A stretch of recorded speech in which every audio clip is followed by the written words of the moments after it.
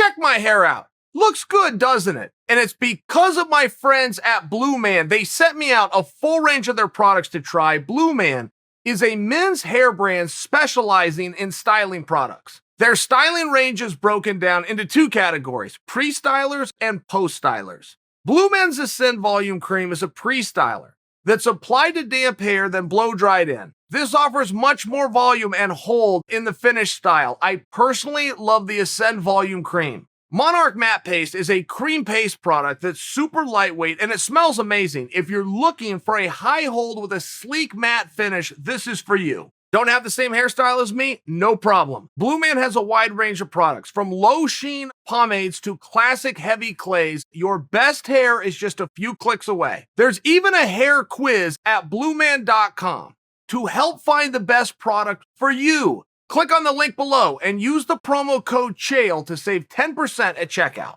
Well, this was a treat from out of nowhere. Tony Ferguson has called out Nate Diaz. The reason I tell you that's a treat, those guys have just steered clear of one another. I've never heard anything from either Diaz and Tony Ferguson ever. And I share that with you because that's a wildly compelling fight. If I told you that fight's going to be next weekend and then we just randomly check what the odds makers say, my guess is you've got a dead heat on your hands. I mean, that is a wildly compelling fight, and in many ways, it's the same guy. If you go, well, he's a cardio machine, I'd go, which one are you talking about? You go, well, he's amazing at jiu-jitsu. I go, yeah, I agree. Which one are you talking about? Well, his hands, he's finished plenty of fights with, which one are you talking about? It's the same guy.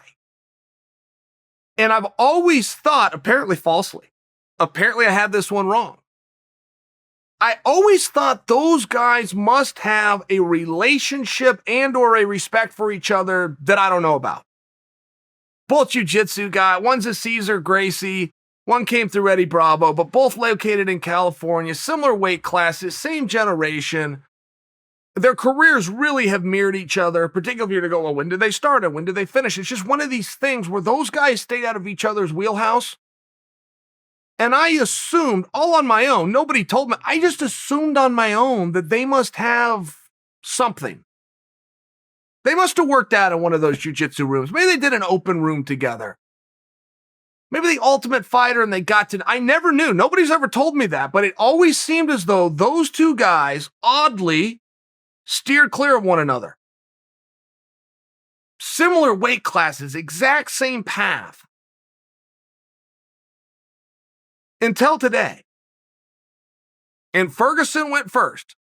He called Nate out on social media. I went to find what Nate's response was, and I saw that Nate said something along the lines of 170 pounds. Let's do it at 170 pounds. I don't think Nate was responding to Ferguson, though. I think just because I went to Nate's and saw that Nate said 100, I think that was from when Nate was responding to Poirier. My point being, I don't know that Nate has responded to Ferguson yet. Even though if you go check the timeline, it looks as though I'm not sure that he did. Let's say he did. Let's make it up. Let's start a rumor. Nate responded to Tony, said, let's do it at 170. Okay, well, I mean, that seems as though we've just solved a problem. It seems as though if one thing to get in the way of Ferguson and Nate being in the octagon together is the weight class, it seems as though we just solved that problem. It's going to be 170 pounds. And not for nothing, but Ferguson is going to be one of those guys at one point in his life is going to prefer to go to 170. Ferguson's no different than any other human being. We're living this life of discipline, not to mention going to bed hungry every night is going to be something that he's glad that he used to do. I'm just one guy talking. I'm looking to start a rumor. I don't know where this came from. In many ways, it is shocking that it hasn't happened until now. I have no idea how those two can both be in California, both coming up through the jiu-jitsu ranks, both going on to the Ultimate Fighter, both being in similar weight classes, both going into the Ultimate Fighting Championships, both contending for championships, both being main eventers, both being on pay-per-view, and never run into one another. That is why I, on my own, concluded they must, and then fill in the blank. They must be buddies, they must be friends, they must be training partners, they must fill in the blank. but there must have been something there. I was wrong. If you wanted to tell me any super fight that we're sitting around talking about right now, McGregor, Poirier, part 3, put Chandler in the mix. Chandler, Gaethje. I mean, woo, I'm in. I'm on board. But I'm not sure I'm more on board all the way up to Poirier, Conor. I'm not sure that I would be any more level of anticipated and excited than Nate Diaz versus Tony Ferguson. That's a dream fight. That is a super fight. That is a mega fight. That is a pay-per-view. You have to take into consideration, right? It's very relevant what I'm saying. That is a mega fight, but there would be no belt on the line, which begs the question, okay, is it a pay-per-view? It's very hard to believe that you're going to see Nate Diaz and Tony Ferguson fight for free. Would you agree? As the consumer, would you agree? Wouldn't you feel as though you're being a little bit spoiled? You would. Okay.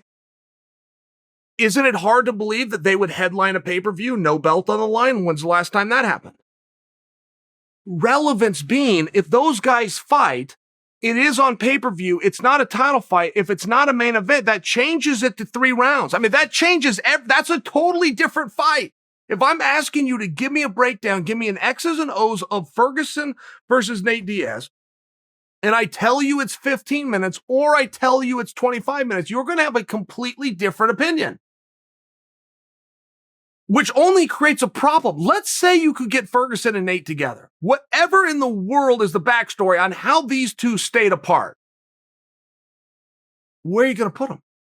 What are you going to do with them? Where do they go? Are they a supporting cast for somebody? It's very hard to believe you're going to get those guys to agree to be a supporting cast somewhere if there's not at least a caveat on top of it, which is, great, we're going to put you in the co-main spot. We're going to put Chandler versus McGregor on top of the bill. And by the way, if anything happens to Chandler or McGregor, you are moving up. Now, I'm a guy saying a lot of things with no information at all, but this one just got me. This caught me off guard.